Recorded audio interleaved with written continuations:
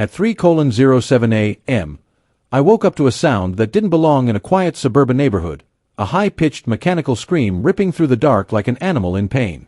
For a split second, I thought I was still dreaming. Then the walls vibrated. My bedside clock glowed red as the noise grew louder, closer, followed by the unmistakable scent of gasoline seeping through a cracked window. I rolled out of bed, heart hammering, and padded down the hallway just as a shower of wood splinters exploded against my living room wall. That's when I saw it through the window, sparks flying, a chainsaw biting into my house, and a silhouette standing beneath my porch light. My porch light. The same single bulb I'd replaced earlier that evening. I cracked the front door just enough to shout, demanding to know who was outside, when a shrill voice cut through the roar of the chainsaw. "Turn that light off right now." The machine went silent, replaced by heavy breathing and the click of metal cooling. Standing there in a bathrobe and curlers, gripping the chainsaw like it was a badge of authority, was Linda, the HOA president, better known around the neighborhood as that Karen. She pointed at my porch light like it was a crime scene. "You're in violation of HOA Rule 14B. Excessive illumination visible from the sidewalk after midnight." I stared at her, half asleep, half convinced this was some kind of stress-induced hallucination. "Linda," I said slowly, "it's one light bulb. And it's 3 in the morning." She sneered and flipped open a laminated binder, already damp with dew. "Violations don't sleep." I told her to step off my property immediately. That's when her smile twisted into something colder. She claimed this was an HOA emergency enforcement, a special authority she said allowed her to act without notice when a homeowner refused compliance. I pulled out my phone and started recording, telling her I was calling the police. She laughed, actually laughed, and said she already had. "But response times are slow," she added, lifting the chainsaw again. "So I'm handling it." Before I could react, the engine roared back to life. Neighbors' lights flicked on one by one as the sound echoed through the street. Curtains shifted. Phones came out. And Linda stepped past my porch, angling the chainsaw toward the side of my house, muttering something about direct access to the source. I shouted for her to stop as she dragged the blade across my siding, the teeth chewing into wood like it was paper. She claimed she needed to reach the fixture to remove it herself. My hands were shaking so badly I nearly dropped my phone while dialing 911, screaming into the operator that someone was actively cutting into my home. Linda kept yelling over the chainsaw, insisting she was protecting property values and setting a precedent. Every few seconds, she glanced at the glowing bulb above us, as if it were mocking her. The smell of burning wood mixed with exhaust filled the air, and I realized, with a cold knot in my stomach, that she wasn't bluffing. She was actually doing this. By the time distant sirens finally pierced the chaos, Linda had already carved a jagged hole into the side of my house. She shut off the chainsaw and stood there proudly, like she'd just completed a civic duty, while neighbors whispered and filmed from their driveways. I backed away, staring at the damage, trying to process how a single light bulb had turned into a full-blown home invasion. Linda wiped sweat from her forehead and said, almost cheerfully, "Next time, you'll follow the rules." Blue and red lights began to wash over the street as squad cars turned the corner, and I knew this night was about to get a lot worse. The first sheriff's cruiser screeched to a stop in front of my house, tires chirping against the pavement as blue and red lights painted the siding in frantic flashes. 2 deputies stepped out, hands hovering near their belts, eyes immediately locking onto the chainsaw lying at Linda's feet. For a brief, blessed moment, the street went quiet except for the ticking of hot metal cooling and the low murmur of neighbors whispering into their phones. I started talking all at once, trespassing, property damage, forced entry, but Linda cut me off with a raised finger, snapping that she would explain. She announced herself as the HOA president, declaring this an authorized emergency compliance action over a light pollution violation. One of the deputies blinked slowly, clearly trying to decide whether he'd misheard her. Linda launched into her justification with the confidence of someone who had never been challenged. She insisted the porch light posed an immediate nuisance, and claimed HOA bylaws allowed her to enter my property to neutralize violations that threatened neighborhood standards. She waved her binder like a warrant, flipping to a highlighted paragraph and jabbing it with her finger. The deputy asked her, very calmly, whether she had permission to be on my property or to damage my home. Linda scoffed. "Permission is implied," she said. That's what you agree to when you live here. I interrupted, voice shaking but loud enough for the crowd forming behind the police tape, and said the words she clearly hadn't expected. My house isn't part of the HOA. Her head snapped toward me so fast I thought her neck might crack. For the first time, Linda hesitated. Just for a second. Then she recovered, dismissing my claim as a lie. She told the deputies I'd been hostile and uncooperative, and that she'd escalated because I refused to comply. Neighbors started speaking up, one of them shouting that she'd been revving the chainsaw before I even opened my door. Another said they'd been recording the whole thing. The deputy asked to see proof of HOA jurisdiction, and Linda proudly pulled out a printed neighborhood map. He studied it, then frowned. The map clearly ended at the corner lot. **, my lot **. He asked her if she'd noticed that. Linda's face reddened as she insisted the map was outdated, and that enforcement didn't require exact boundaries in emergencies. That's when the second deputy walked the perimeter of my house, flashlight sweeping over the damage. He stopped at the jagged hole Linda had carved into the siding and let out a low whistle. "This is felony-level damage," he said, loud enough for everyone to hear. Linda exploded, shouting that she was being disrespected and that the HOA would bury us all in lawsuits. She demanded the deputies arrest me for violating HOA rules. Instead, one of them asked her to step away from the chainsaw. She refused, flat out refused, claiming it was evidence. When the deputy reached for it anyway, she jerked it back and yelled that they couldn't touch her without HOA approval. The crowd went silent as one deputy placed his hand on his cuffs. He warned Linda, very clearly, that she was obstructing an investigation. She kept arguing, voice rising, accusing me of sabotaging the neighborhood and inviting crime with my light bulb. That was when the deputy told her to turn around. The look on her face, pure shock, then rage, was something I'll never forget. As they guided her a few steps away, she twisted back and screamed at me that this wasn't over, that the HOA would make sure I paid for every violation. I stood there in the flashing lights, staring at the hole in my house, realizing this had gone far beyond a noise complaint or a petty fine. Linda hadn't just crossed a line, she'd obliterated it. Linda was still shouting when the deputies separated us, her voice echoing down the street as one of them tried to get her to calm down. She kept insisting this was all a misunderstanding, that once they checked the paperwork, they'd see she was well within her authority. One deputy stayed with her near the cruiser while the other walked back over to me, asking in a quieter tone if I had any proof that my house wasn't part of the HOA. My hands were still trembling as I nodded and told him to give me a minute. I stepped inside through the open door, carefully avoiding the splintered mess Linda had left behind, and grabbed the fireproof lockbox from my bedroom closet. Inside were the documents I'd learned to keep close after years of dealing with petty neighborhood politics. **, the original deed, county zoning maps, and a recorded easement agreement **. When I brought the papers back outside, the deputy spread them across the hood of his cruiser under the harsh glare of a spotlight. The body cam on his chest blinked steadily as he scanned the documents, tracing property lines with his finger. Linda watched from a few yards away, arms crossed tightly, lips moving as she muttered under her breath. The deputy didn't rush. He compared my deed to the HOA map Linda had provided, then pulled up the county GIS system on his tablet. The result was undeniable. My property sat just outside the HOA boundary, separated by a narrow strip of land that had never been annexed. The deputy looked up at Linda and asked her, point blank, if she'd ever checked county records before enforcing rules on my house. She snapped back that HOA maps were all that mattered, and that county records were bureaucratic nonsense.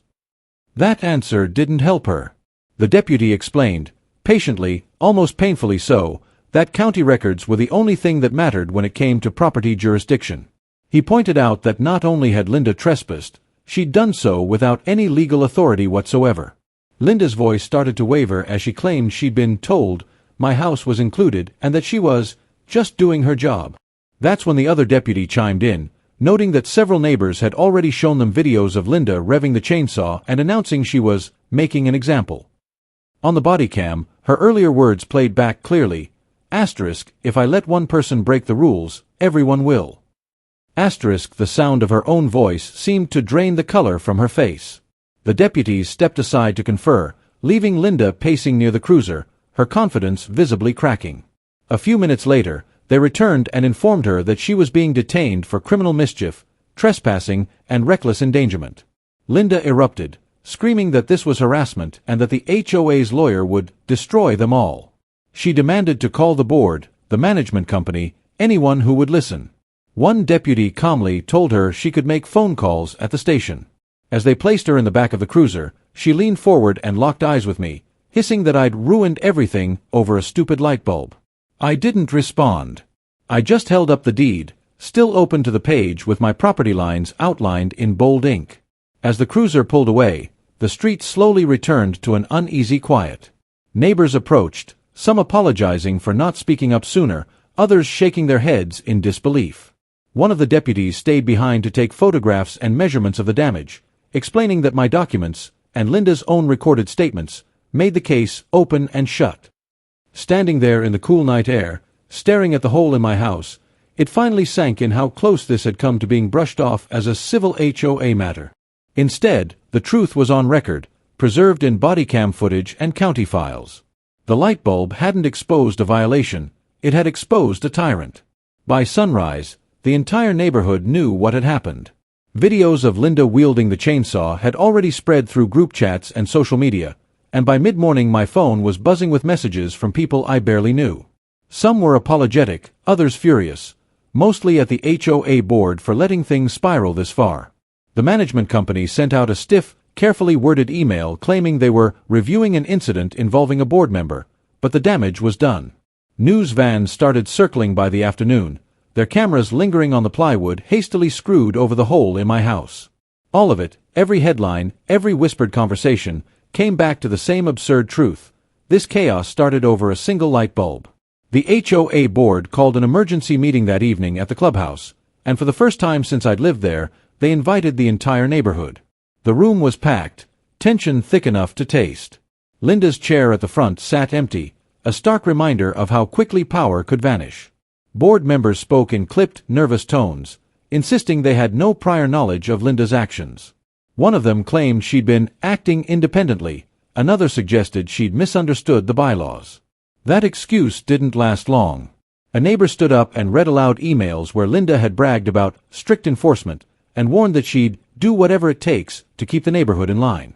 Murmurs turned into outright shouting as people realized this behavior hadn't been an isolated incident, it had been encouraged.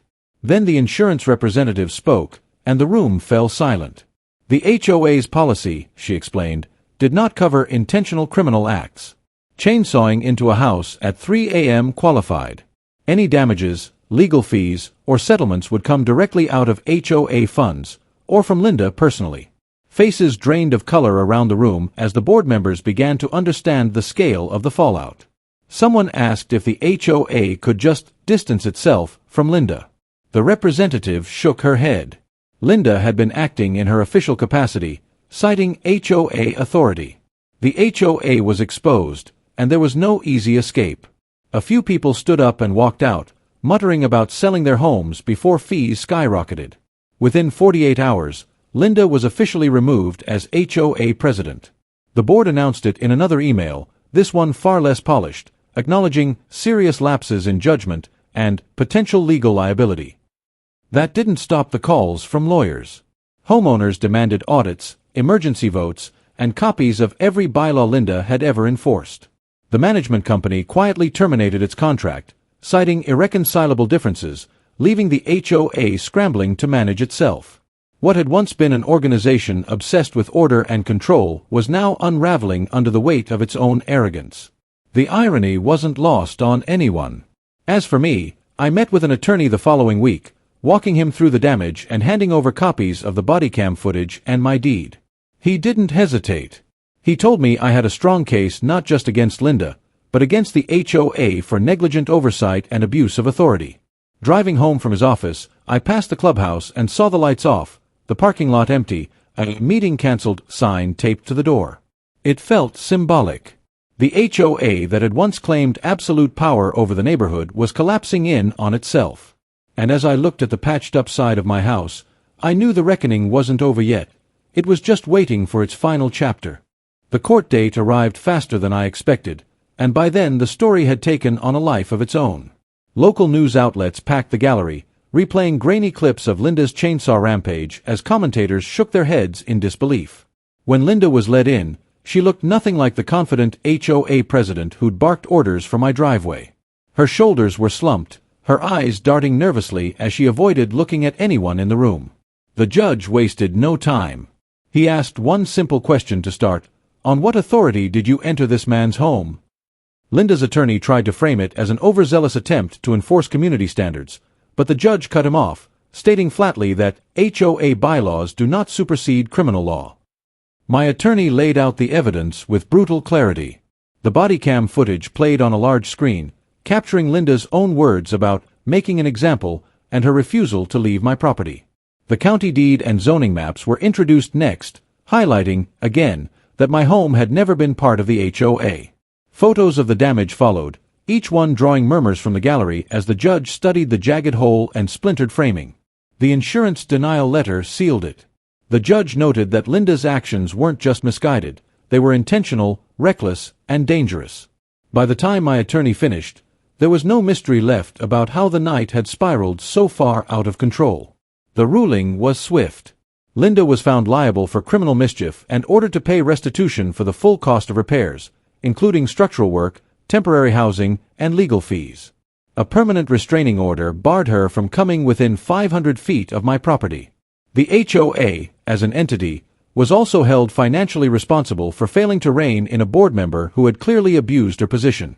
The judge went further, recommending the association be placed under court supervision until it could demonstrate proper governance. When he finally looked up and said, "All of this, over a porch light," the courtroom fell silent. Linda stared at the table, hands clenched, as if the weight of those words had finally hit her. In the weeks that followed, the HOA unraveled completely. Special assessments meant to cover legal costs triggered a mass exodus, with homeowners selling or demanding dissolution. A judge-approved vote ultimately disbanded the association, transferring common areas to the city and ending mandatory fees for good. Linda disappeared from the neighborhood, her name becoming shorthand for unchecked power gone wrong. Contractors repaired my house, restoring the walls she destroyed, and the scar of that night slowly faded, though I kept a small piece of the splintered wood as a reminder. Not of fear, but of how quickly authority can rot when no one challenges it. On the evening the repairs were finally finished, I stood on my porch and screwed in a new light bulb. The same warm glow spilled onto the driveway, soft and harmless. No sirens. No shouting. Just quiet. I flipped the switch on and off once, smiling at the absurdity of it all. A $2 light bulb had exposed corruption, dismantled an HOA, and reminded an entire neighborhood that rules mean nothing without accountability. And as the light clicked on for the last time, I realized something important. Sometimes the smallest things shine the brightest truth.